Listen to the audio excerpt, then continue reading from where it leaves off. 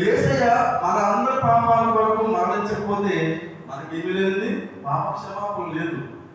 ఏంటి, ఆయన ప్రేమించాడు కాబట్టి ప్రాణం పెట్టాడు.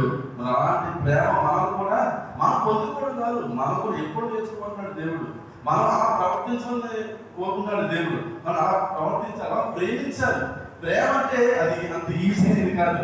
ప్రేమ అంటే ఒక్కోసారి నీకు నష్టం రావచ్చు ఆ ప్రేమ వల్ల, కానీ అయినా ప్రేమించాలి. తల్లి చూడండి, తన బిడ్డ ఎన్ని మాటలు తప్పు చేసినాను ఒకసారి దండిస్తారో కానీ ప్రేమించడం మాత్రం మాకు. ఎందుకంటే మన బిడ్డ కాబట్టి ఆయన తప్పు చేసినా ఏం చేసినా మనం ప్రేమిస్తాం, మనం సర్దిద్దుకుంటాం. ఆ దేవుడు మనం ఎన్ని పాపాలు చేసినా, ఎన్ని అపరాధాలు చేసినా ఆయన ప్రేమ ఓర్పు కలది, ఆయన సహనం ఎంతో బాబు.